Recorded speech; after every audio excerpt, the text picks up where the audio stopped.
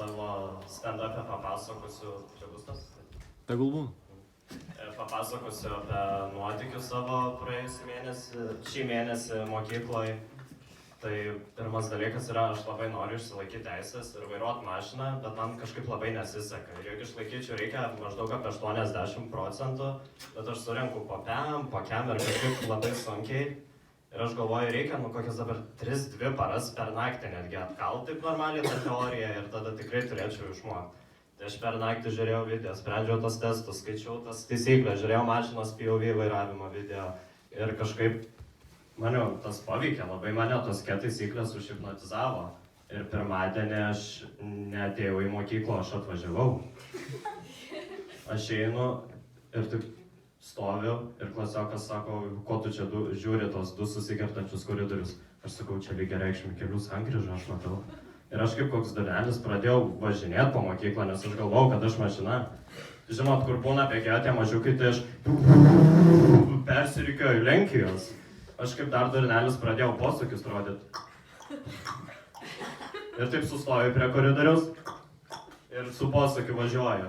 Ir tarkim visi mato koridorių, tą pagrindinį ir šalia klasę. Aš matau pagrindinį kelią ir šalutinį kelią.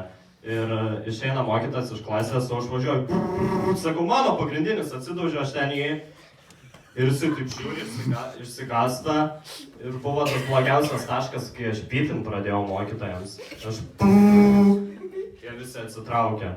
Paskui dar galvoju, kad kai visi keitėsi iš rudeninių batų į žieminius, kad čia padangas visi keičias, pradėjo man vaidentis visokie ženklai, šviesoforai, sustoju aš prie valgyklos, važiuoju ten į eilę ir pavaduotojas stovi gale, sakau, kur čia parkingas. Ir su savo to posūkiu. Žiūri, jisai mane sako, invalidams parkingas gale ten. Nuvažiavau, pasistačiau. Taip praėjo tą savaitę ir atėjo kita ir paplokit pas ką mokyklose būna tie vaidinimai, karnavalai visokie mokyklose. Pas mus irgi buvo, bet ir kas galvoja tas temas. Mūsų klasė temą gavo dinozaurų laikai. Ir auklėta paskaito tą lapelį, aha, dinozaurų laikai. Kas klasėje bus dinozauras? Ir mano klasiokai visi kaip susirepetavę, į manęs. Sakau, gerai. Ir aš kaip debilas prieš visą aktų salę dinozaurą vaidinau ir iš manęs tiek tyčiasi paskui tą dieną ir taip šaipėsi, juokėsi, man pyktis labai sukilo ir aš galvoju, gerai, nuvažiuosiu į sporto salę, pasportuosiu ten, išliesiu pyktį. Taip gerai pasportavau nugarai, bicepsams ir kažkaip dar išėjau iš to džimą, jau gerai pasportavęs, gerklę perpūtė kažkaip. Ir atsibundu kitą rytą, gerklė ištinusi. Ir man kai ištinsta gerklė, aš tarkim sakyčiau, labas ką veiki, man gautųsi, labas ką veiki. Atsistoju iš lovos dar, žiūriu nuo bicepsų rankos, taip labai nutirpusios ir aš jų negaliu ištiesti. Plėšia raumenį tiesiog. Ir gaunas, kad aš rankas taip laikau ir kalbu. Ir sakau, mamai, galiu neiti į mokyklą. Ne, tik tai eini, sako jinai. Ateinu į mokyklą toksai ir mane tiranozaurų pradėjo pravardžiuoti mokyklą, išvengti, visi iš manęs dar labiau pradėjo. Visi bijojo, mane į jokią pamoką neįleido išskyrus biologiją, nes tenai tema buvo pirmykščiai kūnai ir archeologija.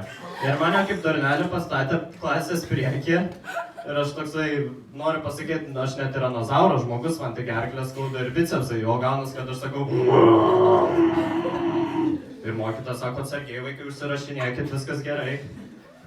Tada mane išsiuntė pas pavaduotoją ir aš ateinu, sakau, Jona. Jisai toksai žiūri mane, sako, kas to aukščiausio laipsnio hibridinis bipolinis. Vieną savaitę tu mašina, o kitą dinozauras blemba. Ir aš jam, jis nesuprato ir nušalino mane nuo pamokų dar savaitę po atostogų, tai turėsiu laiko pailsėti ir atsikausiu gal kaip nors. Ačiū.